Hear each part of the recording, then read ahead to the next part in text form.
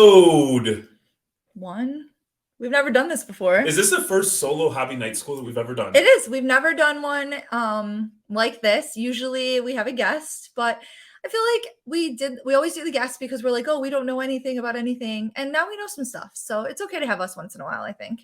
I mean, we know some stuff and some things. A few things, a little bit, some items. Courtney actually said, we wanted to do like our version of a national recap. It's not really a recap. It's not a recap. Yes. And Courtney said, do you know who I am? Do you know who I am? And she opened up her Basketball Card Fanatic magazine, pointed at the picture of herself in the center, her own trading card. She's like, I'm reckless effing Courtney. You don't need the guest. I am the guest. The narcissist Courtney Reckless. Yes. I actually have done a few podcasts now since I've been back, and it's been fun. So I'm excited. Yeah, I'm just over here making sure that she's properly hydrated and getting her snacks. It's and like just waiting for happy. The 0 cool cards at the National after all over again. Serving my purpose. So it was the National, your first time going without me. I know that you were thrilled. You were elated, super happy. No. To ditch the old ball and chain and go out and cut loose.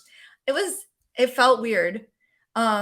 It was, I went to a couple really big card shows this year by myself. So it wasn't the first time that I went solo to a big show, but I don't like going to shows without Jeremy, and not because I'm like, I need Jeremy. It's because we do this together and it's fun. Hey, listen, I picked up a pretty big card this weekend. Every show I've gone to, I picked up a really big card. Yes. So this one was for the PC though. Usually it's one that, it's for the inventory. This time it was a PC pickup, and that was fun. I found myself apologizing to people constantly that it was just me. I'm like, I'm sorry. Where's Jeremy? I'm sorry. It's just me. I'm so sorry. I suck by myself. So I don't think that's it at all. You're clearly the more popular of the duo. And you are more hobby famous, you're more hobby liked, which is perfectly fine. I'm not. I completely understand. I will say that it was the FOMO from my perspective was it was like odd because there's some real positive change going on in our personal life, right, that resulted in me not going. So it was like a little bit bittersweet. I'm glad that we were still able to have a presence. I'm glad that we were able to do a lot of things that we did. Well, shout out to Christina from Card Letter, because if it wasn't for her, I probably, and I keep saying this, I probably wouldn't have gone, because like Jeremy was saying, we have a lot of stuff going on in our real life. Like the card stuff is fun. We do this, but it isn't our real job, So when our real job kind of got in the way of the card fun stuff, it was like you had to make the choice. And Christina asked me to speak on a panel for the women in the hobby, like PSA cocktail dinner thing. And I committed to that. And once I committed to that, I didn't want to back out. And so with Jeremy having not yet committed to anything, it only made sense that if one of us could go, it was going to have to be me, because. Well, in fairness, I did commit to the Cousins Collectibles trade night. Well, and they had a special spot reserved for me, so I would have made sure that I attended. Yeah, that.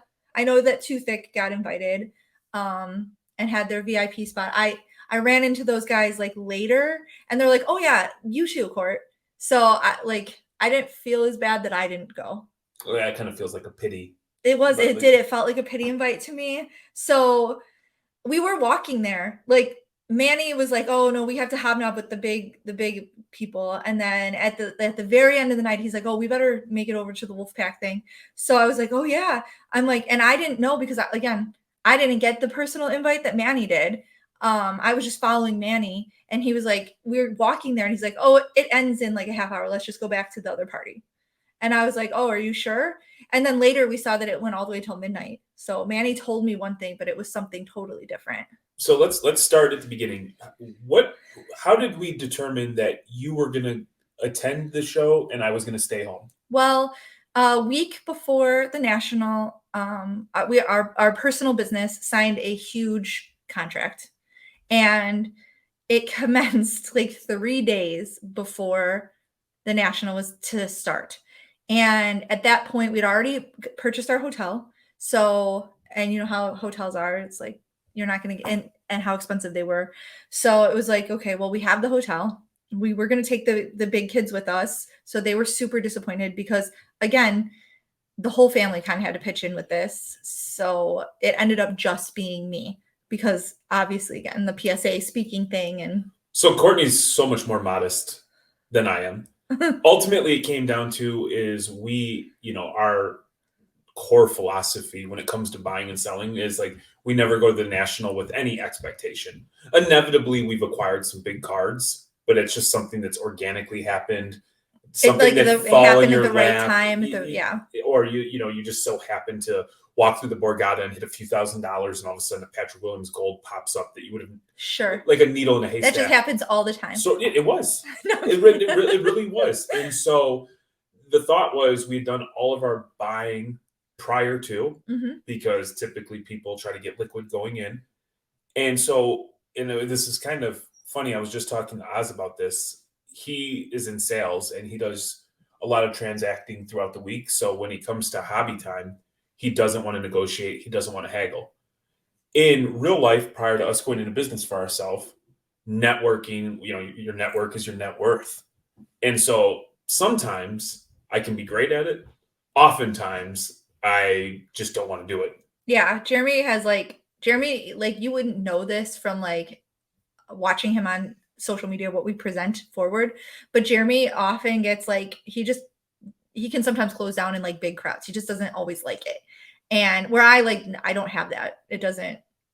I can go and go and go. The kids might say you're a social butterfly. A little bit. Yeah. So I'm like a home run, or just, it's like I have resting bitch face man style. He really does. And I'm not hateful or angry. I just sometimes I get super anxious, and I'd prefer to be anywhere but in a large group of people. And so knowing that we wanted to have a presence and that we wanted to continue to network, it became very easy, even though I wanted to be there, that in the best interest of Reckless Cards, Courtney needs to go. Thank you. That's really kind of you to say. But I personally think that Jeremy's amazing, and I always feel bad when it comes push to shove and I end up having to be the one going, because sometimes he gets anxious. So, because he does really well when we're together. Like, because if he quiets down, I just tell people, leave him alone. Like, leave him alone. He doesn't want to talk to you. Go away. And then he's fine in a little bit. So I really like his bodyguard. There you go. Let's go. Yes. I'll slap you in the face. I don't care if you're Britney Spears. Fun fact, we were at the Subterranean maybe 10, 11 years ago. And we were seeing a group called the Swollen Members, Mad Child and Prevail. Like, they are one of the greatest hip hop duos out of Canada. Many Juno award-winning hip hop act. And some young lady was trying to get by a much younger Jeremy in the mosh pit, and she touched my tricep. This is an not true story. And Courtney went ham and decided to exchange words with her and say, "Do not touch my man."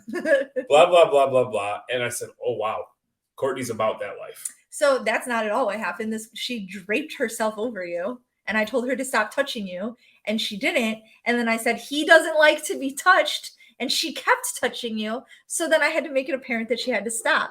And that's what happened. And I was also like in my 20s and a lot more like aggressive than I am now.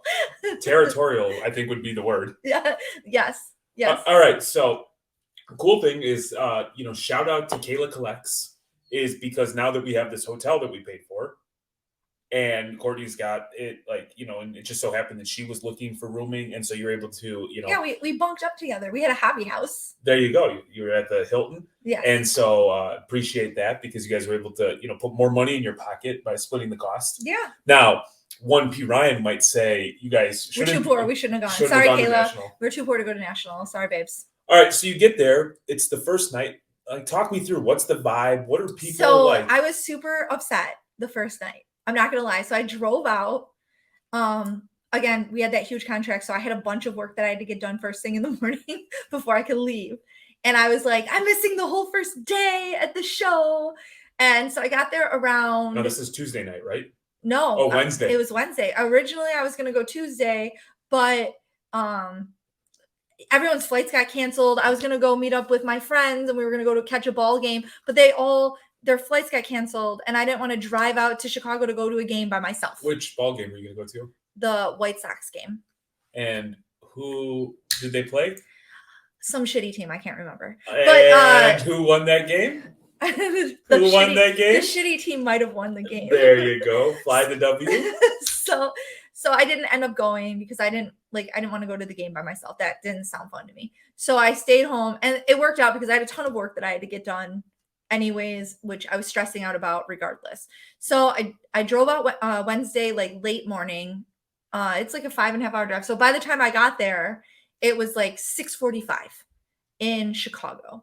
And Manuel had been there. He was off doing Manny things.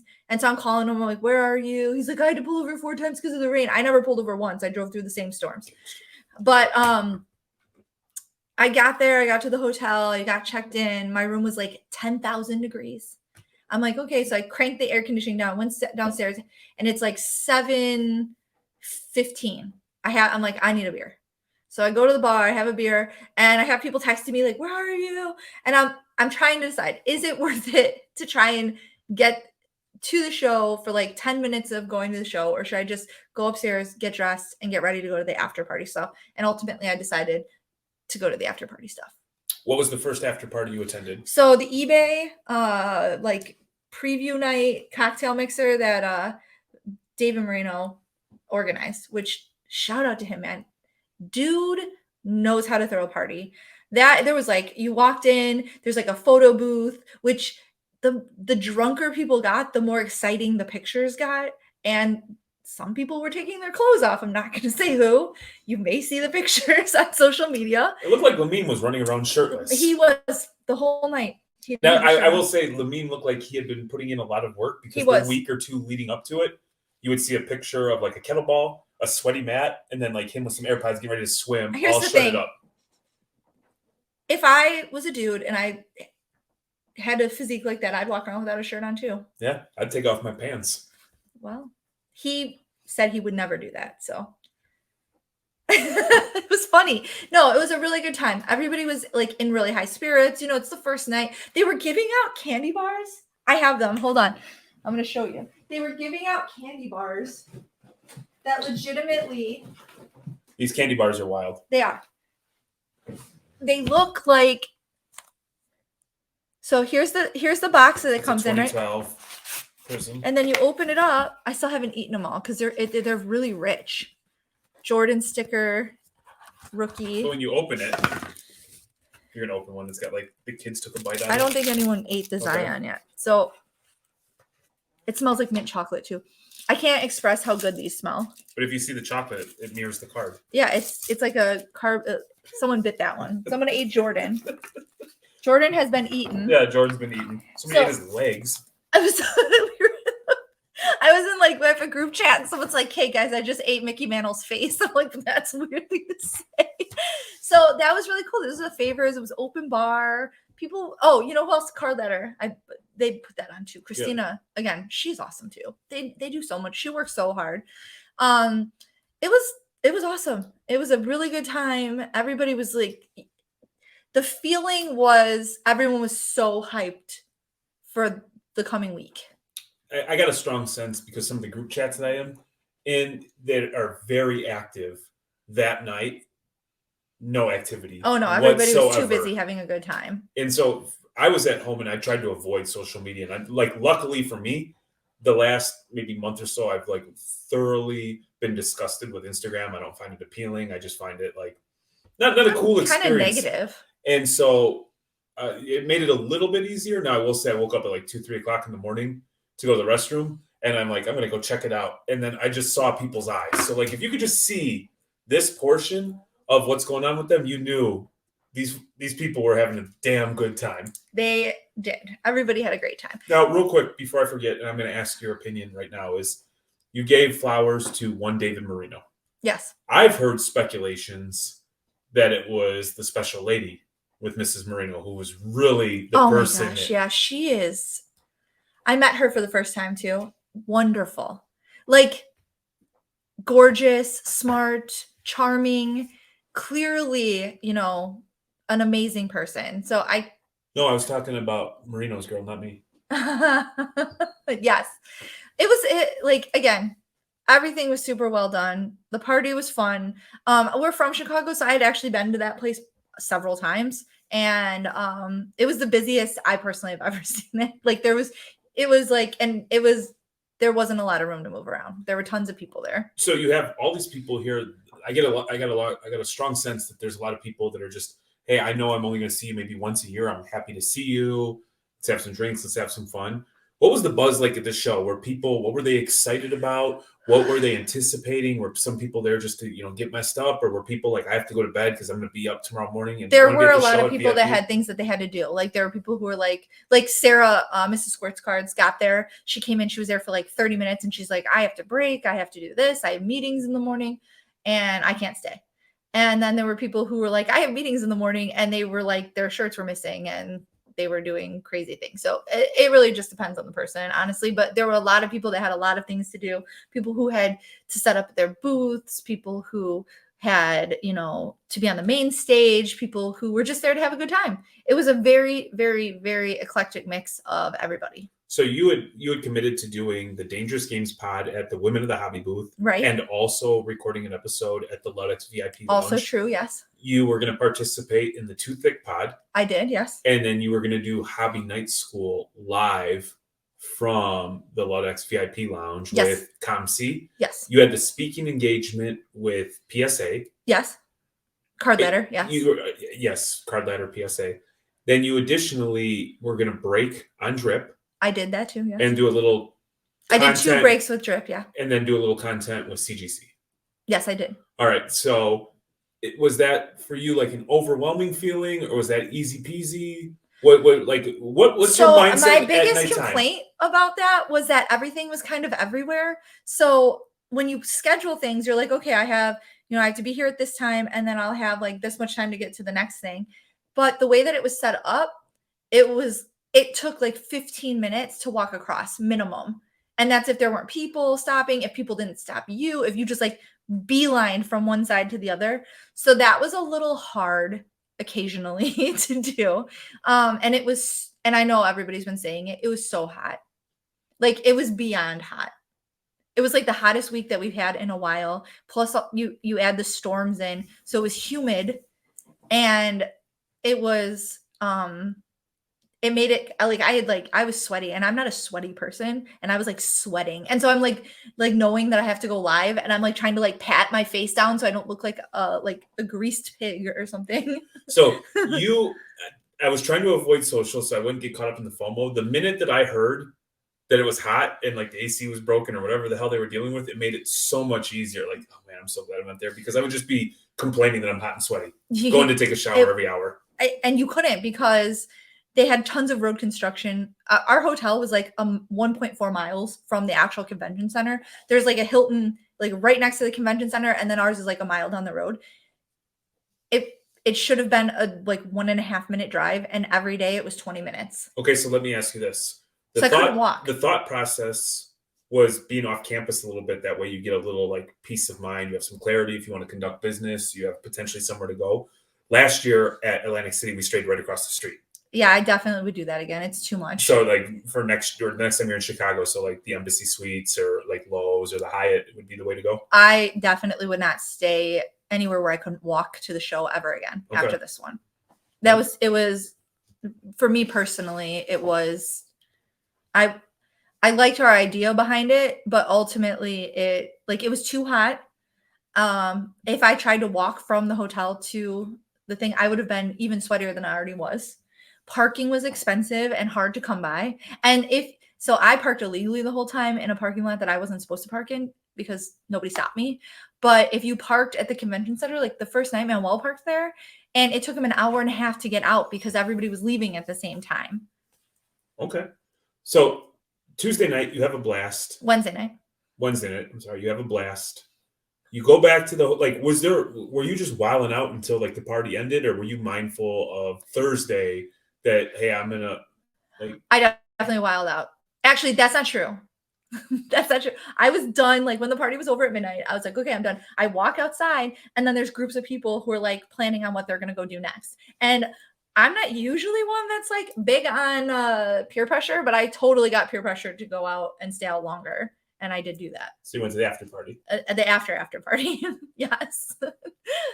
So I hung out with some of our friends. And then it was like, I think I got back to the room at like 2 a.m. At one point before I went to the other thing, I met up with Kayla and gave her the key to the room because I had checked in. And then I was like sneaking back into our room because I didn't want to wake her up. But she was up. She was up chilling, editing her because she's like an absolute amazing, incredible influencer in this space. Someone who I'm super proud to be friends with. Someone I'm so proud of being a young woman doing what she's doing. She was up working late into the evening on all of the content that she had worked on throughout the day, being the young influencer at the National this year, her partnership with them. So super proud of her. It was awesome seeing what she was up to. Super cool. Yeah. That is awesome. So you get to see, like, because we always see the young fellas grinding on YouTube. Yeah. And I can't actually think of like a video of a young lady like hustling. And I'm not saying it's not out there. I haven't seen it. So it's cool to hear that that's going on. So you get up Thursday, you're maybe a little groggy. If I know you, you went downstairs and you got orange juice and coffee because after a night of drinking, that's what I like orange juice and coffee. Orange juice and coffee. Yes. So you make your way over to the show. What's the feeling? What's the sense? What's the vibe? Thursday was crazy because I was being chill. And that's actually what happened. Was I woke up, I went down, I got ready, I went downstairs and I was drinking my coffee, having my orange juice, and I was getting stuff ready for the podcast because we were doing a podcast at Women in the Hobby and I had to print out my notes. So I'm sitting in like the office area at the Hilton printing out my notes and I get a phone call. Hey, Court, what are you doing right this minute? Working on the podcast that I'm doing this afternoon. Can you be at the convention center like right now? Sure. Why? What's going on? Would you like to meet Derek Jeter? And I'm like, absolutely, I would. So I grabbed all my stuff. I rushed to the convention center. That was the first day I found out that I could park illegally and nobody would do anything about it. I even made a video about it later. I was like, should I post this? And then like, this is going to be karma where I'm like, well, I parked illegally. Hopefully nothing happens. And then I come back in my car still, but nothing happened. It was fine. I actually gave other people tips like, hey, I parked here. Nobody did shit about it. And a few people were like, that was a good tip. I parked there too. So I rush in, I go into the convention center. They're like, you need to be in this conference room. And I didn't know where the conference room was. So let me tell you, in between this, I get a call from Courtney. And oftentimes when we were talking outside of like first thing in the morning or at nighttime, the phone calls were super abbreviated because she'd be like, hey babe, blah, blah, blah. Oh, hey, how are you? Oh, I'm talking to Jeremy right now, blah, blah, blah. Oh, like, as a turd, I'm glad you're here solo. And then it would just be like, click, dead air. So she calls me to tell me like, hey, I'm not going to call you this morning. I can't talk. I'm going to meet Derek Jeter. And I'm like, oh, how did that, like, just trying to get any sort of information. I just have to go. I'm parking illegally. So all I could muster was like, please get a gift basket. Please get the gift basket. I told him, if I get the gift basket, we're definitely getting divorced. I'm not, Anyway, so I get in there. I'm asking the convention center people, like, who work there. I'm like, where's this room? And they're like, I don't know. Like, nobody knew. So I'm like, I'm texting everybody. And then finally someone's like, hey, you have to go upstairs. It's in this hallway. And I found it. And I met Derek Jeter and took a picture. And he introduced himself to me. He's like, hi, I'm Derek. And I'm like, I know who you are. I was so stupid. It was pretty cringe, but I got the picture. So can't complain. All right. So you're at the show a little bit earlier than you expected. You just met Derek Jeter, which is a pretty good way to start any event, to meet like a Hall of Fame, yes, Hall of Famer. Yes. I was so excited. So then Thursday, I guess help me. You've been to a few nationals. No interest in buying and selling cards, right? And we would, full disclosure, we had 4 cards that we dropped off at TNT.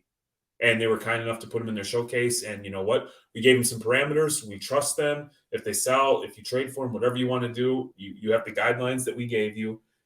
Courtney didn't have to think about cards. So that was in my next mission, was going down to find my boys TNT to drop off the cards. Yeah, so we do that. I'm going to fast forward. But what was it like? Like, what's the thought process? Is it, hey, I have to see so-and-so, so-and-so, and so-and-so? Because I imagine with as big and crowded as it is, and how last year was incredibly awkward for me because we just were a husband and wife with kids who just decided to make an Instagram, share our stuff, ask questions, and like in some way, a little notoriety came of that. So it was really awkward in Atlantic City for people to be like, "Oh, Reckless," where I didn't know people, or because you did TikToks and they're like, "You guys are the greatest," and then you have to like, you're constantly stopping and conversating. So I actually watched Brandon's interview with Cage, Yeah. and he talked a little bit about that, and I 1000% agreed with his take on this. Where it was like last year, it felt like you were introducing yourself to everyone, like in person, and this year, I felt like I knew everyone, so it was like seeing everyone again. And obviously, there's people that you haven't met yet that you're gonna meet. And as you learn and know more people, you see more people in real life, and it was that part of it is I do feel like the more you put yourself out there, the more as you walk through places, people recognize you and they want to talk to you. And I love that part of it. Where like I know that sometimes makes you uncomfortable. Every time someone stops me, I had people stop me and then we'd be like, oh, it's so nice to see each other. And then it's like, look at what I just got. That is my favorite thing. Like the Yeah. rest of it could all like be nothing. The like stopping and their excitement to show me what they've picked up was my most favorite part of all of this. I had a guy stop me to show me, he's like, look at this card I picked up. He had like a Hulk Hogan rookie auto. And I'm just like, this is the coolest thing. And you get to see all of these. For me, the National is more like, I always buy stuff because I can't resist buying stuff. And when I go to shows like this, I'm buying PC stuff because I'm there. I already did all the buying I'm going to do for selling and inventory. So I go there to buy stuff that I might not be able to find other places. And for me, it's so much fun to see things that you would never see and to see people be so excited about what they've picked up and to like think enough of me that they want to show me what they've gotten. That to me is the coolest part. And so like sometimes it's like I have to be somewhere, but when someone stops you and wants to show you your cards, that's what I'm there for anyway. So I'm like, well, whatever thing I'm supposed to do can wait because this is more important. So I remember walking these shows, and there's always like a buzz in the air about something good, bad, indifferent. At the beginning of the show, was there any sort of buzz or just something that you were hearing, whether it was like a grading company or speculation? I'm sure towards the end, the rumors about Atlantic City probably. The Atlantic City thing and people, usually there is. I was expecting to feel that way, but I didn't. There was a lot more TCG at this show. And that is something I heard a lot, how surprised everyone was with the amount of non-sports cards because it is, a sports card convention. And you're walking around seeing a ton of non-sports cards. And I thought that was, in my personal opinion, really cool because the last few years it was hard to find things there was Stranger Things cards. I saw like all sorts of like eclectic kinds of cards. I saw a Walt Disney rookie card. You were ripping Wicked Clowns from Outer Space cards. Killer Clowns from Outer Space. And Bob Ross. Bob Ross. Yes. You see that little bush over here? Don't tell anybody happy about little that little tree. bush. This happy little tree. So it was more dynamic than any national that I've been to, I would say. Okay.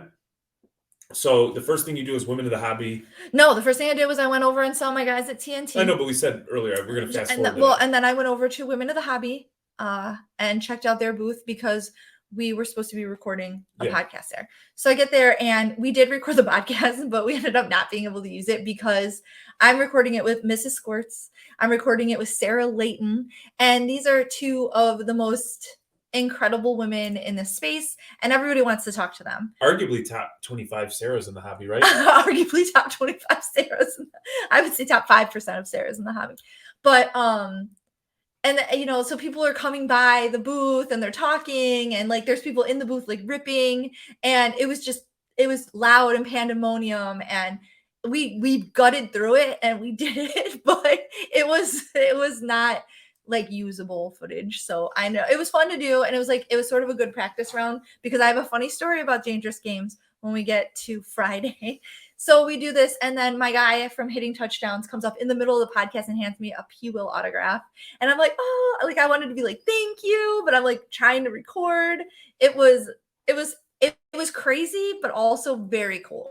So let me tell you, I have a fondness in my heart for Women of the Hobby because when we were in Atlantic City, you were doing the interview For We did- Erica for from Erica. Love What You Collect. Love What You Collect, and I was holding the camera live, and then that's when I met Brandon, when I met Bronamath Bronamath, yes. over there, and so like we dapped it up, and like that's like the first year you're meeting people, and then like the friendship is consummated at that point. I'm really glad you got to meet your bro at the Women in the Hobby booth.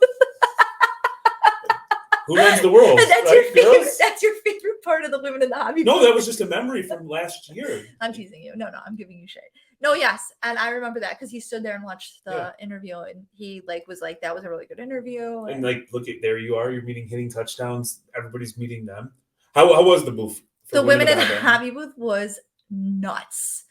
This is I think their third year that they've done it, maybe second.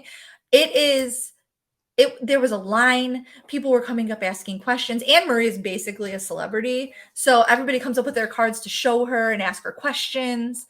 Julie is back there just absolutely crushing it. We have big shout out to Ty from Bullpen LA and Sarah Layton because they put all of this on and put all the work behind it. Without them, there wouldn't be a Women in the Hobby booth. So like props. Ty is one of the funniest people I've ever met. She is ridiculous. I have pictures of her wearing a horse head from the party the night before. So it is a good time. I do have to say this. Like the National was like, they don't have a lot of women signers or any, really without pressure because they say women are not marketable. I'm going to tell you that the line for the female signers at the Women of the Hobby booth was out the door, and it was men coming to get their pictures autographed so that they could sell them. So women athletes are marketable, and people should write that down and take note because the lines there were crazy. People were very excited. I did a live rip with Drip. We know that because we talked with like Jason Deerdick, and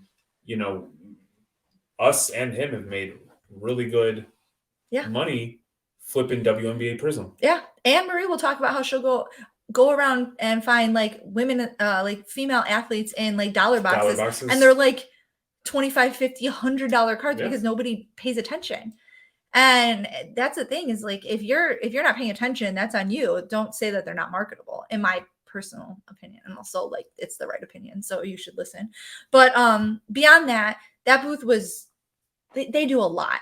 They did the kids scavenger hunt. Shout out to the card collector and Cards and Coffee and all those guys for putting that on. Beckett. Carver, right? What did I say? Collector. Yeah, sorry. I'm tired. Card Carver. Dude, he is so talented. His work is insane. I'd like to think I put him on the map.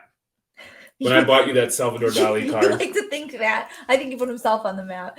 But yeah, so Tim from Slab Strong, I believe, did it too. There was a bunch of people, and then they let Women of the Hobby on at like a week or 2 weeks before the National. So we were doing that.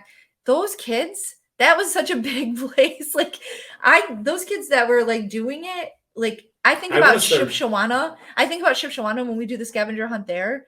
Is like a fraction of the size of the National. These kids were coming up and they had their cards signed. So very impressive young people at this show. All right. So you get done with the train wreck of a podcast because that's what I'm reading between the lines. It sounds like it was a fun time, but you quickly realized that there was nothing was going to be salvageable from that recording. No, it was pretty crazy. So what's next? So after that, I actually went around and looked at cards, and I met up with a bunch of people and tried to say hi to as many people and check out the booths that I promised. I went over to the Ludex VIP area and saw that because I knew I would be setting up there. And then I was instantly intimidated because watching the stage, because I thought we were going to have like a little private corner to record in, and that was it. Like I had brought all my gear. I was prepared to do just like a regular podcast setup from the lounge. I had no idea that they were going to have like actual TV type cameras, microphones, a stage that was facing out to the length of the entire place. And there would be hundreds of people in there watching us and hearing us because they put the sound throughout the whole thing. So I walked in and saw that, and I was like, oh my God, what did I get myself into? That was my feeling. So I hung out there for a while. And then after that, The show ended on Thursday at 6:00. Okay. So I was getting ready to leave. I was And just to provide perspective for everybody, I heard that Wednesday and Thursday foot traffic was like the equivalent of like Saturday foot traffic last year. so I took a video on Thursday when I came in, and it was shocking to me. It felt on Thursday like Saturday. My first thought when I walked in on Thursday was, I can't believe it is this busy today. What is it going to be like on Saturday? And it did not disappoint. It was wild. I'm gonna talk about Saturday too, because I actually went through general admission on Saturday just to see, because why not? And it was insane. So Thursday after that, there was a YouTube podcaster meetup at the embassy. So I ran into Jeremy Lee, and he told me about it. I actually didn't know, and he's like, "Oh, I'm going over there," and I'm like, "Oh, cool. I'll go with you." So I follow him over there, and I write for Hobby News Daily. Plug. I write for them, and all the guys from that were over there. So I sat at their table. I met a lot of them in person that I hadn't met. Heroes for Sale, Rich Klein, all these guys that I talked to in the group chat. And it was really nice to meet them in real life and have these conversations. They were very intrigued with my true crime collection, which I thought was kind of fun that they even cared. And then as I was sitting there, I see, hitting touchdowns. He walks by and he's like, "Hey, I'm with this other guy. His name was Rocky." And he's like, "We're going to over here. We have some wine." Well, I didn't realize that he had a room there, and I was going into his hotel room.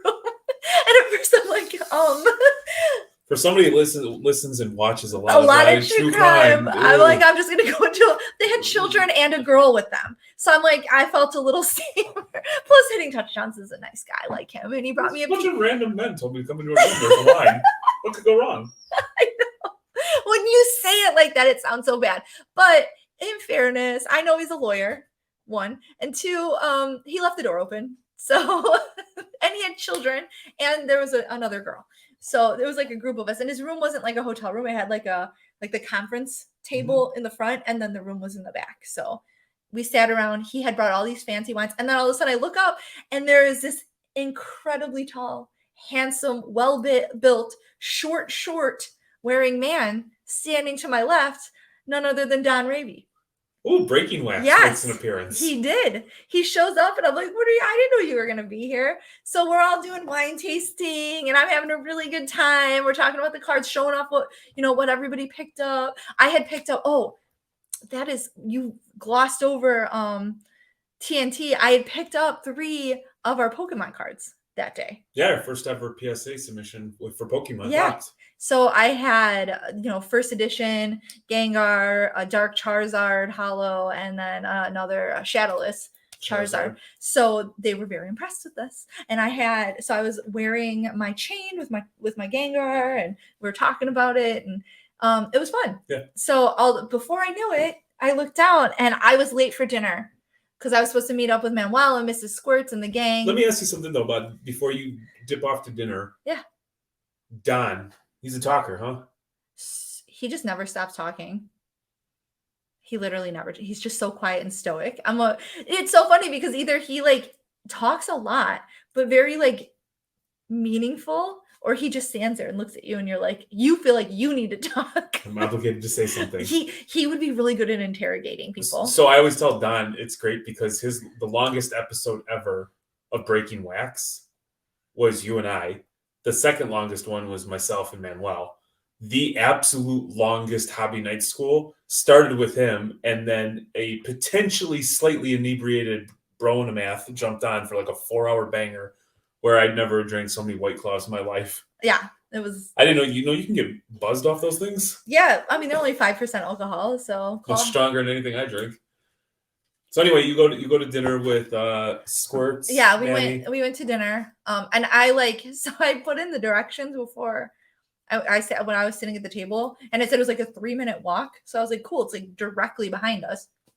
And I go outside and I hit go, and it was 12 minutes. And Manny, this is when Manny's calling me. I'm like sitting here with this group of people, and Manny's calling me, telling me that he's lost in tunnels. And I'm like, what do you mean you're lost in tunnels? So if you're in the hotels, they all kind of like have these hallways that, because Chicago gets cold as hell, so they make these walkways from the hotels to the convention center. And some of them are kind of long, but There's signage. there's everywhere. signs everywhere. So Manny somehow ends up in these hallway tunnel things and breaks back into the National where you're not supposed to be, and they have armed guards. So he's calling me. He's like, I'm lost in tunnels. He's like, oh my God, I'm on the floor in the National. I'm like, get out of there. So I have Don and Hitting Touchdowns, or Breaking Wax and Hitting Touchdowns with me. And they're like, what is he doing? I'm like, I don't know. I'm like Manny things. And so, but that guy, he ends up beating me to the restaurant because he escapes the tunnels and shows up at the restaurant. And I thought I had more time to walk there. So I'm rushing, and I get there and had a really nice dinner with friends and their kids. It was super cool. You were talking about not seeing a lot of videos of girls hustling.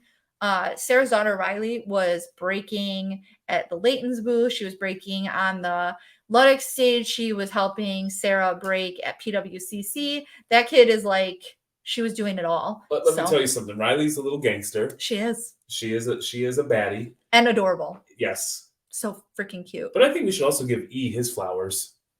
Yeah. Oh yeah. And Emmett being just the cutest little bug. Yeah, but I'm saying E. He holds it together, dude. He's a good dude, man. They're just like a genuinely good family, all of them. They're good people. I love them. So I go have dinner with them. Manny was gonna go to Dave and Buster's after dinner, and I was like, I can't. My feet hurt. I was so hot. I'd stayed out until like 2 a.m. the night before. I walked the whole show. I did a ton of stuff. I'm like, I'm done. I need to go back to the room and go to bed. That night, I got back to the room like 11:30ish. Totally beat Kayla back. So I'm like in bed, like, I'm gonna sleep, all happy. And then she comes in and she's telling me about her day. And that was kind of fun. It was kind of fun sharing a room with someone who was doing something totally different than you. Right. Because she would come in and tell me all the stuff that she saw that I didn't get to see. And I would tell her what I saw that she didn't get to see. And it was pretty exciting. Now the Hilton failed us as Diamond members. As like not anyone who pays for a hotel room. Correct. But you expect some sort of treatment, but with everything being sold out, it sounded like the Hilton that you guys stayed at had air conditioning issues. The hallways were cooler than our room. And I called every night. I'm like, it's so hot in here. I'm like, is there? And they're like, oh, we gave away our last fan. I'm like, I don't want a fan. I want the air conditioning I'm paying $500 a night for to work. So that sucked. That was that. I don't think our room was any cooler than like 77 degrees the whole time we were there. So shout out Hilton. Good job. So that the next day I woke up. But there is no keeping Courtney happy, because coming home from that, we did a small family vacation at the Great Wolf Lodge. And as a joke, being a dad, I put the air conditioning on at like 52. Yeah, that wasn't funny either. Like, why can't we just have a normal temperature? No, I didn't like 76 degrees, but I also don't like seeing my own breath when I'm like sleeping either. And poor Steven is like laying right next to the air conditioner, just dying. Now he's got like pneumonia. That's your fault. It's just random groans. Oh, it's so cold. He's like, it's so cold.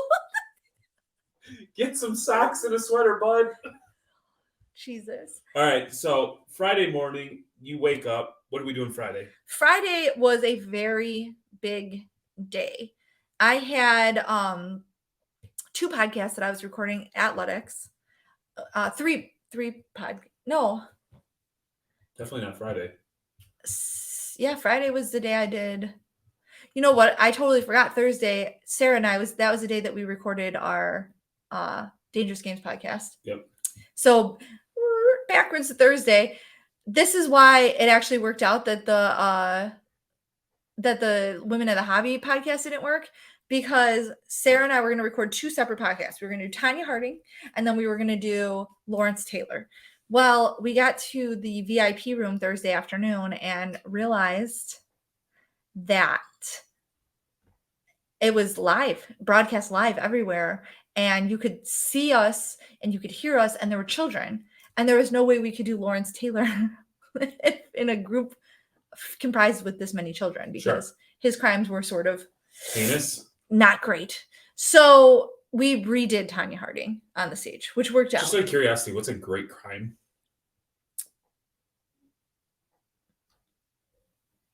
The Italian Job. Okay. Give me a second. I can think of one. So Thursday we recorded our first live one, and that was Dangerous Games. And I got thrown for a loop because I didn't know it was going to be on a stage. I didn't know there was going to be children watching. And I'm like, I was standing next to Sarah and I'm like, do they know that we do true crime? And there's all these kids in here. Like, we can't do this one. So we quickly pivoted. We redid Tanya Harding, which was great because I really wanted to do that one at the National because it's such a big case. And it was really cool to be able to do it sitting side by side with Sarah because she lives in Montana and I live here. So in Michigan. So it was cool to be able to do a podcast together like that. So Friday and then running through it one time, you already got all the kinks out. Yeah. So it worked out really well. So Friday was the day that I was doing hobby night school and Too Thick. So that day I get there and that day I was kind of like pretty excited because Lauren, my friend, was arriving. And she actually got there Thursday, but she was busy in meetings all day Thursday. So Friday was her first free day. Wicket collects. So we haven't seen each other since a mint. And again, part of like the fun of the National is seeing people that you care about.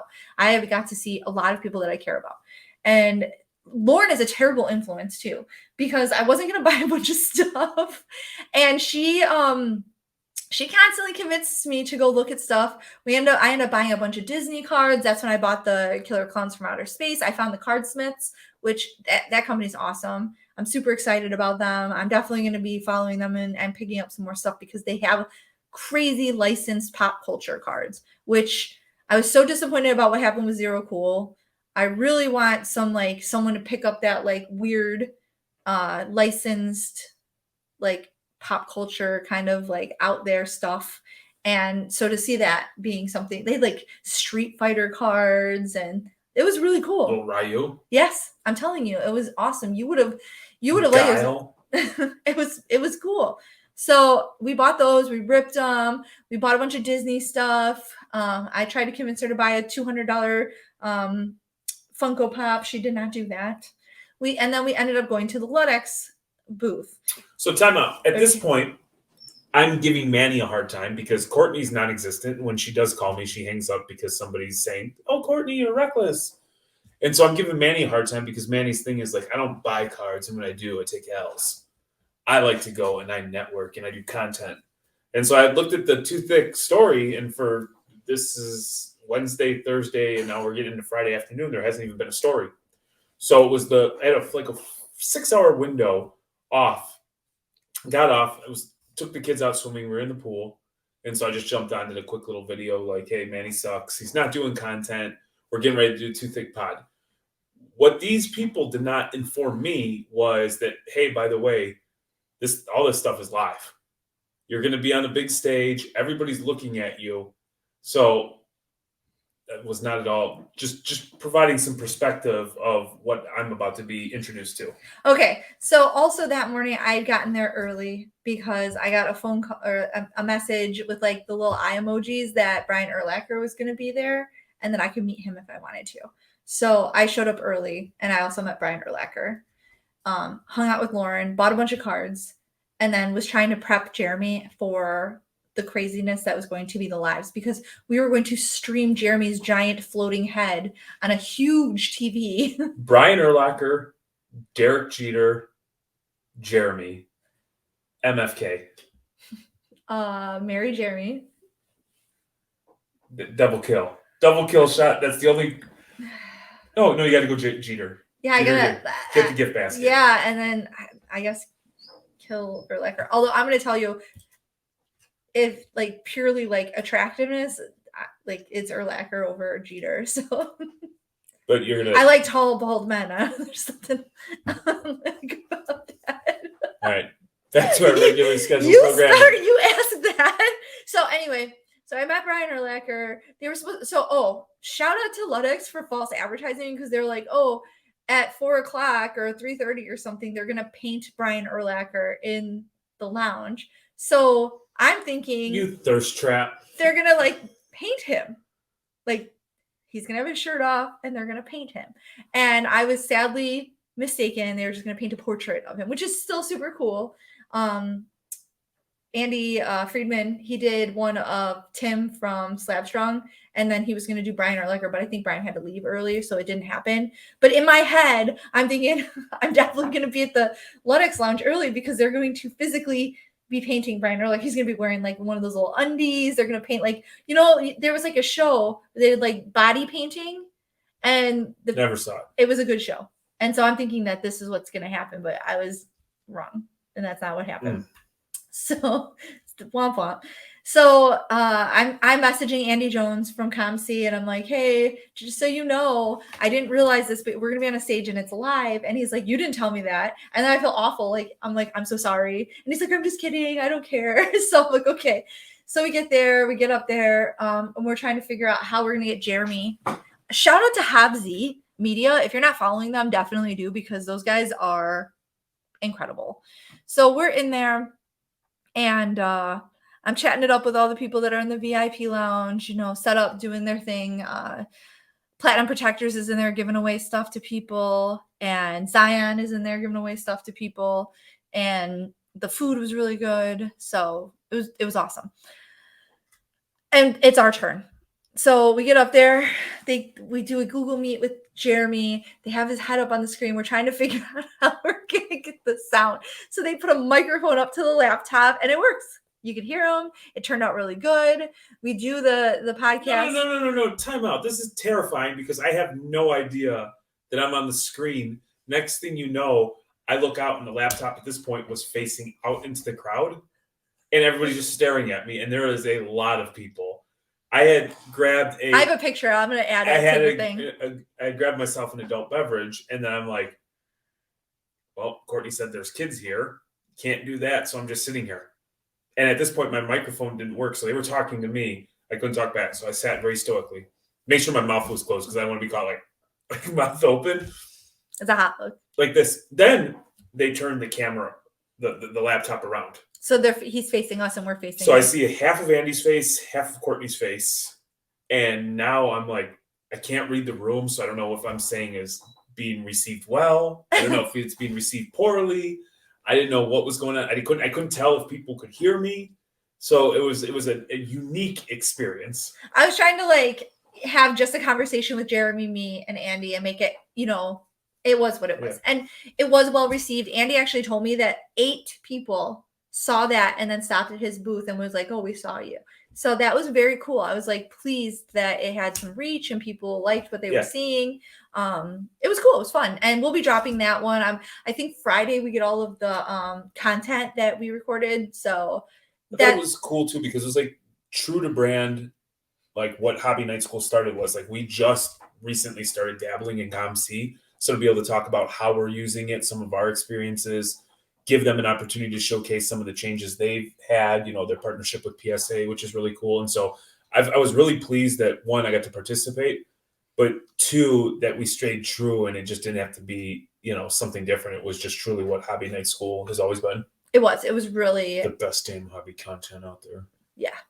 And then immediately after that, it was too thick. Well, what I didn't realize was happening while I was recording ComC was that Manuel was standing to the left of me at the bar with some man. I don't know. I still don't know. He was super friendly. I didn't catch his name. Some man who's just feeding him alcohol because he told him that he was nervous. So this guy is buying him drink. Now, mind you, I had an adult beverage that I was told I couldn't drink. Nobody told you that. No, but you had painted the picture hey, you have to be clean. No language. There's too many kids here. Yada, yada, yada. Now, mind you, at this point, somebody takes a picture and they're tagging Too Thick, and there's the stage, then there's 2 big TVs, and there's my head lording over everybody like a cyborg robot overlord, which is pretty fresh. And so, Manny gets on, he's glassy-eyed. No, No, hold on. Everybody goes, we're going to go live right away. And at this point, I have to pee. 5 minutes, 10 minutes, 15 minutes, 20 minutes. I'm like, Jesus Christ, I don't think this is happening. I have to pee. You ended up going, right? I ended up going, yeah. So we're trying to get it all like re-squared away because there was extra people going to be on the stage. So we had to add more microphones and I ended up holding a microphone for this one. So I get down off the stage. I'm like, oh, I feel like that went well. It was like, the first one I did was me and Sarah. We kind of just talked to each other and I focused really on her. This one, there was a lot more people and there was, another person, having Jeremy and the stress of like getting that worked out. So it was slightly more stressful. And I felt like there was more pressure for this one. Yeah, because the Thickelos are demanding. No. I meant for Reckless, but yes. And then even more for Too Thick.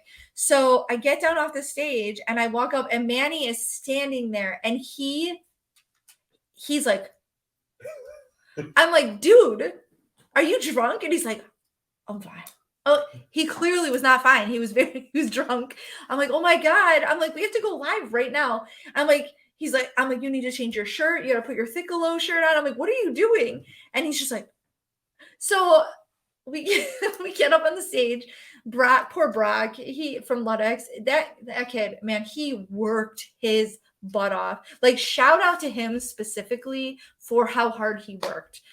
So he comes running up. For always showing us a good time, bringing me nitros and whining. Yeah, he is a fantastic human being. Everyone at Ludex is like, they're amazing. Except Brian.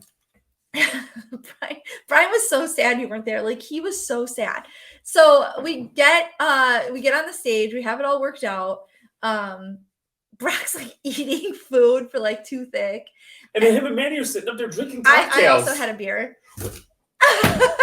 Son of a... And I couldn't even see you. You couldn't see me. I was like off to the side. So I have a beer. Brock asked permission. He asked Brian if he could, or Matt, somebody, if he could have a beer on stage, like if that was acceptable. Yeah. And they're like, yeah, it's Too Thick.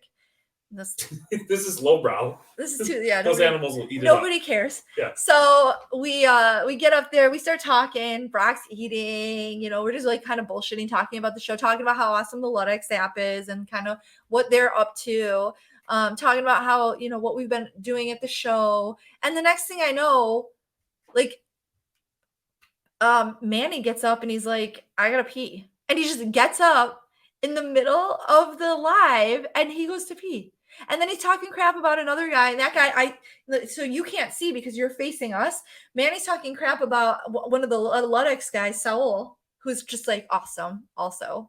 And all of a sudden I look up and I see Saul marching down the aisle like to us. I'm like, oh, he's coming on stage. And he did. We had people coming up and down off the stage. It was pandemonium. We got Brian on there because I told him he didn't cut me a big enough check. Cut you a big enough check. So Brian's on there, Brock, Saul. People are coming and going. Manny's getting up to pee in the middle of the interview. I'm like, well. It was different for me because it's one thing to do like a ComC interview where it's very serious, like lighthearted but serious. It's one thing when you're just trying to be obnoxious and be goofy, but not being able to hear or see the room. So you don't know if like what you're saying is falling flat, it's being received well.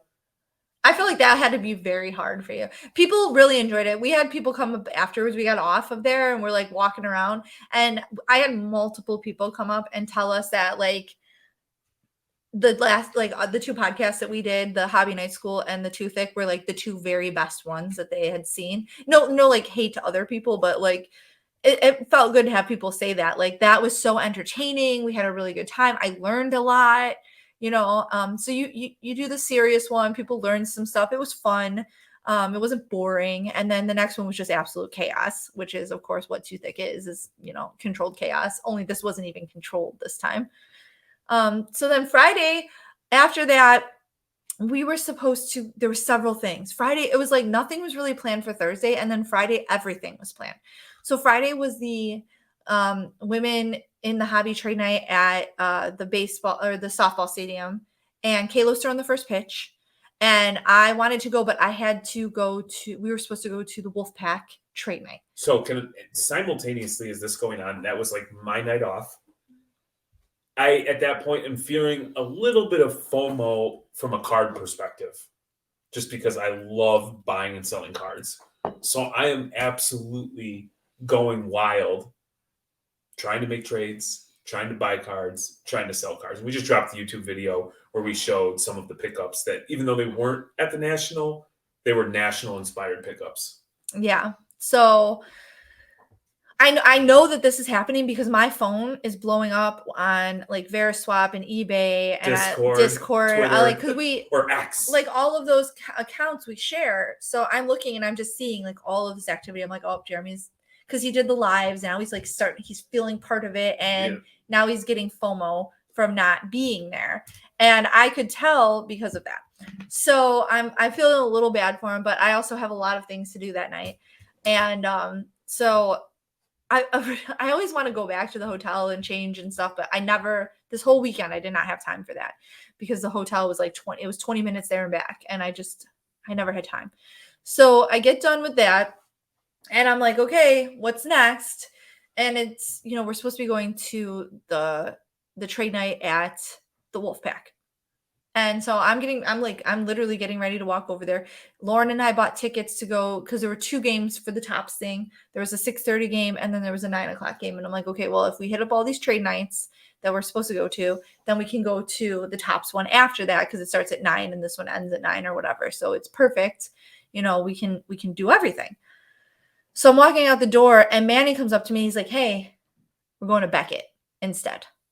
He's like, we'll go to Beckett first, then we'll go to Wolfpack. And he goes, and then you can go to the women and the hobby thing. I'm like, that's a lot. Like, that's a lot of things to do. I'm like, okay. So we head out. We walk with the guys from Ludex. I'm there with also Lauren and Chad from IMG and then Manuel.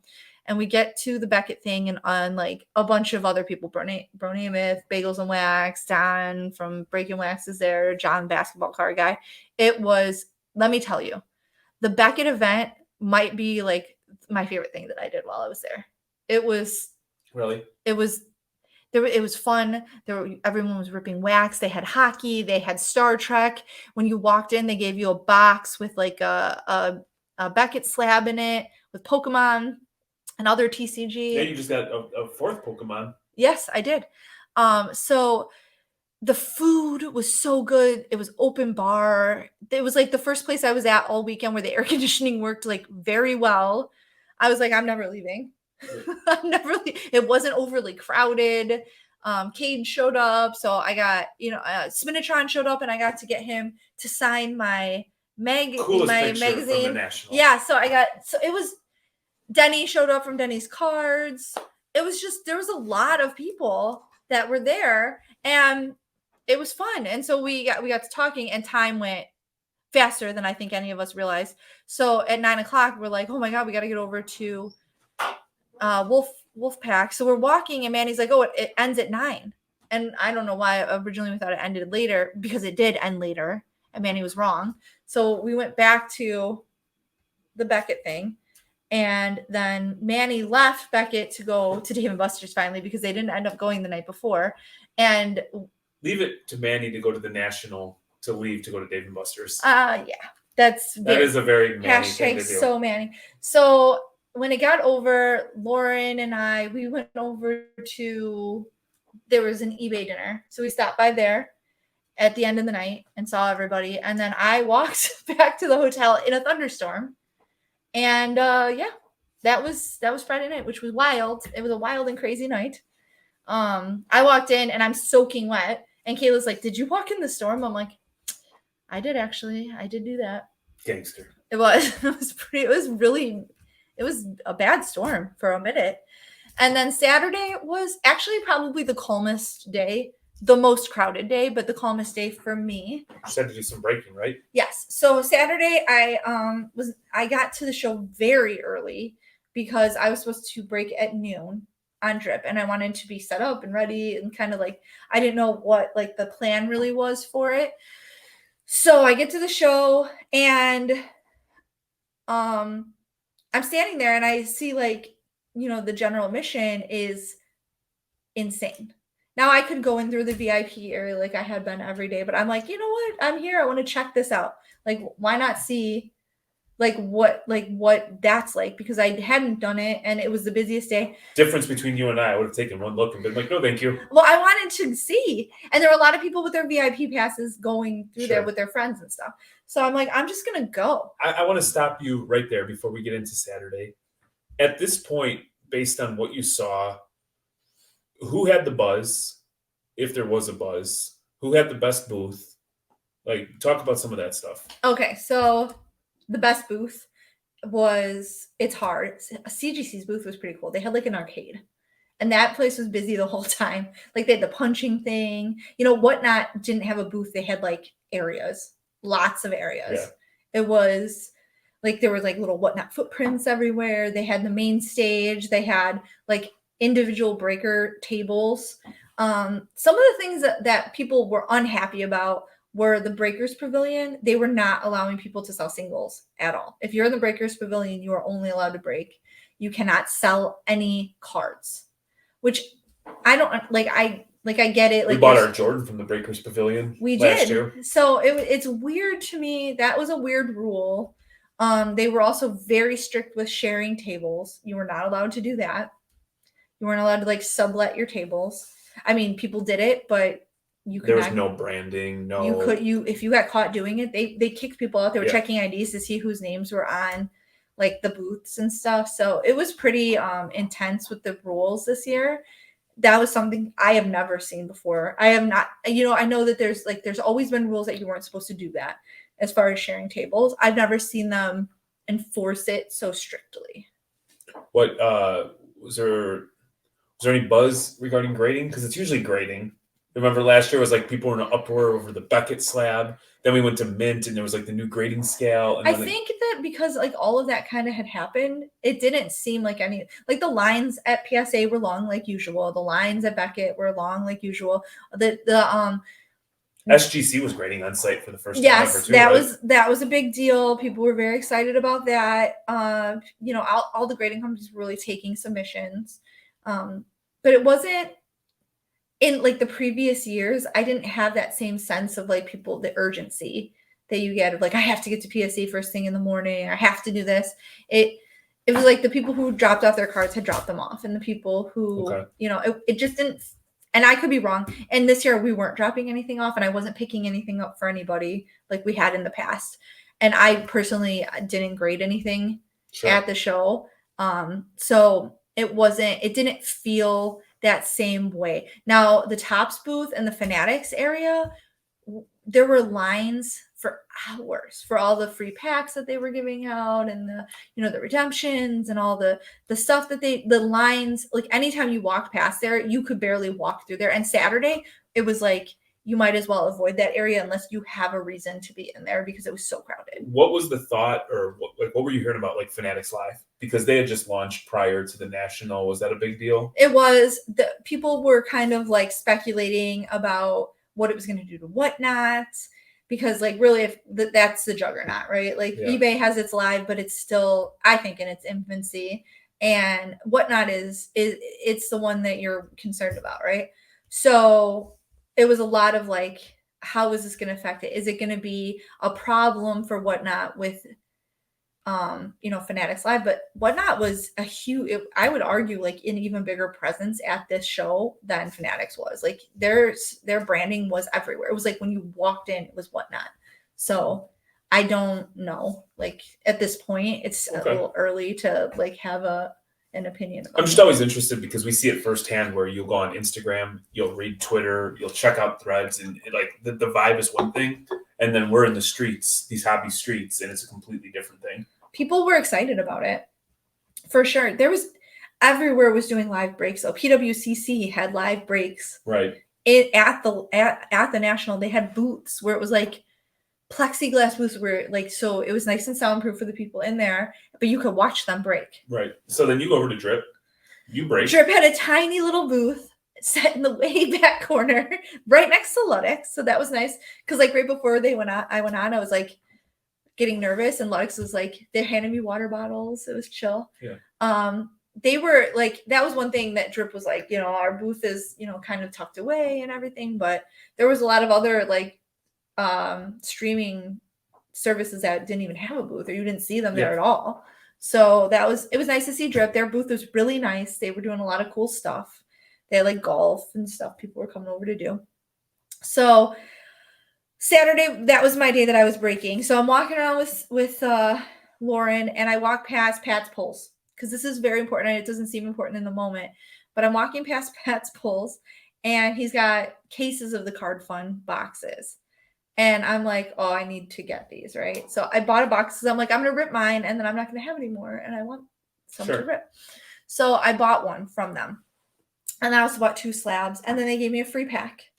So I walk over to the Drip thing. I rip my free pack, and it was a cute pack or whatever. And then it's, we're getting ready to go live, which Drip, shout out to them. They just launched being able to go like stream from your phone versus having to use your computer. Yep. So I had found that out before I went there. So that was cool, because I was going to bring my computer and everything with me, because I didn't know really what to expect. But they told me, they're like, you don't have to, you can do it right from your phone. So they got me all set up. It was super easy. And I ended up ripping the box that I bought from Pat, and then one that I brought. Well, I still have the other one. I didn't rip it. The one that I bought from Pat, I pulled a gold Anna out of 100. So awesome. Live on, it was the coolest thing, like hitting a $200 card, and like these are $60 boxes. They're not like expensive. And the guy who bought it like paid $5 for a spot, and he got a $200 card. So it was really cool. And then I also have to shout out CGC and Platinum Protectors, because when I told them I was ripping live on Drip, Platinum Protectors donated a ton of free stuff to give away. So everyone who bought into the break got, top loaders or team bags or penny sleeves. We sent them a bunch of stuff. And then CGC donated a bunch of slabs, of their new slabs. So everybody got some of those too. So it was, some people paid $5 to get in this break, and they're getting free CGC slabs. They're getting free top loaders. They're, hitting gold cards. It was awesome. I can't express it in any other way. And then I left there, and I went back to the Women of the Hobby booth, and me and Monique from Drip were giving away packs of WNBA Prism. Now, what was really cool about that is, like, as I was ripping the Disney cards, I was like, I was explaining what like numbered cards and what the hits were. And as I'm explaining this, I open the pack and I see the gold. So it was almost like I felt like I manifested it. And then there was a guy standing next to us at the Women in the Hobby booth, and he joined the live, like standing there watching us do this, and he's like entering the giveaway, and he's like not hitting. And he finally hits it. I'm like, all your patience is going to pay off, because you're going to get the auto. I kid you not, he opened that pack and got the auto. You spoke it into existence. I did, twice in a row on Drip. I'm like, that was awesome. So he got the auto. He was really excited. I run into, and then Tom from Pancake Analytics walks up, and he joins. He gets a pack. We're all he rips his pack, and then he was going back to CGC, and he was going to do a speaking and question and answer thing on Pokemon. So I'm like, I leave Drip. I rush over to CGC to ask, to watch him. And that was, he's so smart. He's like the smartest person I think I know. Like he's a nerd. He is a nerd, but like in the best way. So I do that. And that's when Jeremy starts blowing up my phone while I'm sitting here watching Tom do his thing. And my phone starts blowing up. There's a Patrick Williams 1-of-1 at the National, and you need to get it. And I'm like, it's like almost 3:00. I didn't say you have to get it. He did. He didn't say I had to get it. He just blew up my phone and was like calling me, being like, it's here. So I'm trying. I run into Alex from Sports Card Stallion, and I'm like, I have to find this card. So I was over at David Moreno's booth, where they were just like ripping wax after wax and giving it away to kids and doing all this. His booth was like, so his booth was like next to Drip and Ludex. So there was like the 3 cool booths right together. It was fun. So I go over there, I get him. We're walking around. He's trying to help me hunt down this card. And I'm convinced that Tony from Divine Warriors brand has this card because I thought he did. So I find his booth and he doesn't set up at the National. He brings kids from like underprivileged areas in the city. So he's telling me all about this. And I'm like, I want to hear about this, but also like I have like because you have the PSA speaking. I know at 5 o'clock and it's like 3:45 now. I'm like T-minus, an hour and 15 minutes to find this card, buy it. I also wanted to, I'm like wearing a Mickey Mouse shirt and my hat and I'm sweating and I was supposed to go. Total card bro. I know, I was such a card bro. I'm supposed to go sit on a stage and have a conversation about women in the hobby. And I'm like, I look like trash. I'm like very stressed out. I'm like, and I find a table and the guy tells me that he sold the card. And I'm like, okay, well, it's sold. So at least now I can be done with this. She hits me with the, oh, babe, I'm sorry. It's sold. I can have Alex back me up. This guy said he had it. So I'm like, I refuse to accept that. He did. I absolutely refuse to accept that. So the guy on Twitter, and shout out Sicily. TC Sicily Bros. TC Sicily. And I said, hey, unfortunately, I'm hearing the card is sold. Do you know exactly where it was? So he goes back over, he takes a picture. He's like, it's still here. So I'm like, Courtney, turn your sweet ass around. It is still there. So I have my man take me pictures of the showcase, the cards above it, to the left, the right, beneath it, all around. He gives me the booth number. He talks to the guy, gives me the booth number. Courtney's like, this booth doesn't exist. It didn't. It did. I mean, it did, but it was numbered poorly. So initially when we were looking, Jeremy's telling me it's at the end of the 1800 booth. Well, 1800 is the Breaker Pavilion. And they're not allowed to sell singles in there. Well, what I didn't realize is that if you walked, there was like a wall that was like hidden. And there were two tables. These poor guys. I actually talked to those guys. There were these two tables and these two guys sitting there. They didn't have skirts. It was 10,000 degrees there. It was like, if I had paid for those tables, what they probably paid for them, I'd be so mad. So there were the end of the 1800. So knowing that Courtney's stressed because she did want to go change, and then she kind of hinted, I got a sense that like if she can get her business done, she's going to come home late Saturday night or first thing Sunday morning, which means she's probably nobody wants to pack up their car, go in for parking, get into the National, do that. So I'm like, I need to make this happen. So I know that Ludex has the digital map, so I get an overview. So I call her and she's trying to talk. I'm like, Courtney, I need you to be quiet right now. What's to your left? What's to your right? What's behind you? So I find out where she's at, or at least where I perceive her to be. I'm like, all right, take a couple paces forward. What do you see?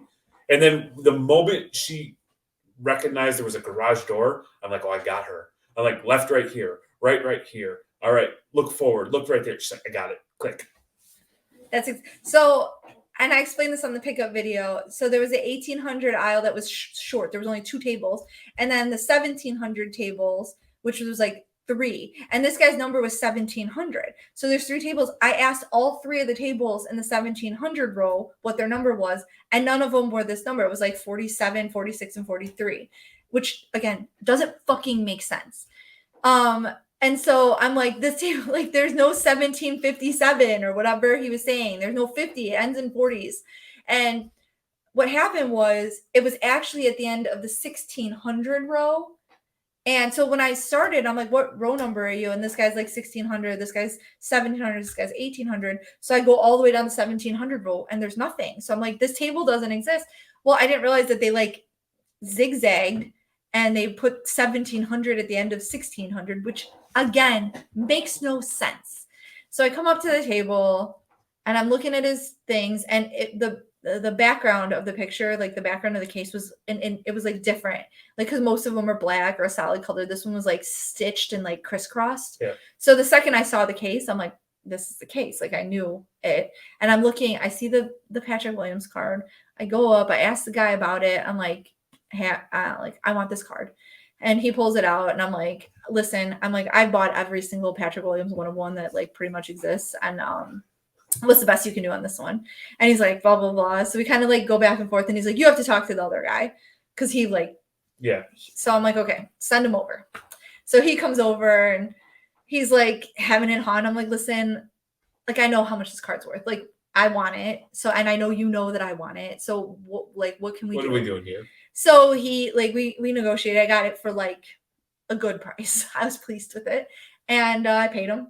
And that was that. I took it home. So once Courtney has secured the bag, I sent a screenshot of me reaching out to these people via eBay. Same people. The same people desperately trying to buy this card, and then like just totally. They were not friendly. I don't want to say they were rude, but they basically told me go F myself. The card's going to sell at this price, and the we bought it for significantly less than what we offered. I was happy to get that, but I was also like incredibly proud because there's one thing about Court when she gets mission focused at the National, like i.e. we need to sell some cards to buy a Jordan, and she's going to go to 17,000 booths, get denied until she sells the cards. Like, she's a gangster. So I'm incredibly pleased. I'm happy because our PC, that's a big addition. That's another one off the market that nobody else can have. But then also I'm like, I hope that like PSA goes good, because if it goes bad or she has sweaty pits I had sweaty pits for sure. Or something like that. My hair looked like a clown because the humidity was so big. This is the first panel I've ever been at. The first game that Patrick Williams goes 1 for 13 with like 3 boards and only plays 7 minutes, like he's going to be dead to Courtney. Oh, yeah. No, so I'm like, well, now I definitely don't have time to go back to the hotel to change. So I am going dressed in my card show regalia, which card show regalia, Courtney, is not the same as going out to dinner, Courtney. It is not the same as podcast, Courtney. It is definitely not the same as late night Mint Vegas, Courtney. It is not the same as late night Mint Vegas, Courtney. Card show, Courtney, is baseball cap, goofy t-shirt, jeans. I had like Pokemon shoes on, my big ass backpack, my chain with my Gengar on it. I go to the card show to do card show things. I go to events to do event things, and they crossed over with this one, and it was so hot. My hair, like with the humidity, because I have like, it doesn't always look this nice and sleek as it looks right now. It was so big and like out here. So it was like my hat was pushing it down, and then it was like, whew, I looked like Bozo the Clown. Like my makeup is melting down my face from being hot. I'm wearing like a baby blue Mickey Mouse t-shirt. I'm like, I look like a joke. And I'm like, and I'm supposed to go up there and speak like a professional. Like, so, but it was fine. It was fine. And like the last question that they asked was so dope. It was like, what was your best pickup at the National? I literally had picked that up like 10 minutes before I walked in to this event. And my excitement, like I got off of the stage, or it wasn't even a stage. I got off the panel, and everybody was like, your excitement over showing your card was so authentic and so like genuine and like exciting to watch. Like they were excited with me because I was like, I had told Christina, who was moderating the panel before I got on, I was showing her what I got. I'm like, I'm super excited about this. So when that question got asked, she's like, I'm gonna start with Courtney. And I like nearly leapt out of my chair to grab my bag and like show the card off. And I guess my enthusiasm for it, I was very excited. Like it was stressful, but I am eternally grateful that I was able to pick that card up. And then Haj put his meat on the table. Oh yeah, the Luca Gold. Mother, that guy Haj, we have beef because I was so excited about my card, and he's sitting in the chair next to Christina, and he's like, I don't know if you can see me. He's like, he reaches into his sweatshirt pocket, and he's like, and he like hands up a card to Christina, and I'm sitting next to her, so I look at it, and it's a Luca Gold vinyl 1 of 1. I'm like, this motherfucker. I'm like, I didn't show off my 1 of 1. He has to show off his. So I was teasing him afterwards. He's like, yeah, but mine's not a rookie. I'm like, yeah, but yours is Luca. So it was funny. It was fun. It was a blast. The food was really good. I didn't eat all day, and so I'm standing there, and nobody else is eating. All these other women are standing there, and they're like, oh, no, thank you. No, thank you. I'm like, eating everything, like scarfing it down. I'm like, I don't even care. I'm going to have garlic breath and sweaty pits, and I'm doing this. Like, I'm going to fit in with all these card boys anyways. Yeah, you pass a little gas, you'll fit right in. I didn't do that. I didn't, but I did. I was probably a little smelly. All right, so at that point, I get a message, and I get a strong sense, just knowing you, being able to read between the text, that she's coming home tonight. Oh, yeah, I was done. I got invited to a couple more events, but I was just like, I knew technically I thought I was supposed to work for our company Sunday. Like at that point, I thought I was going to have to come home and work because again, we had that huge contract. And initially I said I would. So I didn't realize that you guys, while I was gone, had hired somebody else and that they were taking over some of the shifts. So I was like, eternally grateful when I got home because I drove through the night and I got home at like 3 a.m. and then I thought I was gonna have to go to the job like on site and work at like 3 in the afternoon. So I'm like, I was like, this is gonna be a rough day. But She's like, she's like so jacked. You know, there's like this big high when you get done doing something that you build up for, you practice for, or just you being in front of people. And then immediately after you ride that high, and then inevitably there's a crash. So she called me. I'm like, hey, Court, while you're in the city, stop, get a bunch of coffee, get all this stuff. I know you've been going ham. I'm Go. like, nah, I got it. She's like, I am so good. I am so excited. I'm not tired. I ate. I am good. Like maybe 90 minutes later. Oh, No, it wasn't 90 minutes. It was I was like 3 hours into my I'm so tired. I was like 3 hours into my 5.5 hour drive. The last 2.5 hours were rough. So we're on the phone talking. I'm trying to trade, talk to my wife, keep her awake, also simultaneously being like, I told you so. I told you so. Yeah, I should have listened. I did grab snacks, but I was just, I don't know. It's a long drive. So I got home and I was dead. So outside of the air conditioning, because that will make any environment Miserable. when you have a bunch of hot, Sweaty balls. sweaty pitted I'm passing gas, Yes, ladies and gentlemen. mostly gentlemen. Highlights, lowlights of the show. There weren't a lot of lowlights. I like the air conditioning sucked. Oh, I didn't even. How was the internet relative to Atlantic City? So relative to Atlantic City, it was like fire. I did have struggles before I bought, because you could buy the internet for like $7.99 a day, or you could buy like the fast package for like more. I bought like the cheap one, and as soon as I did that, my phone worked fine.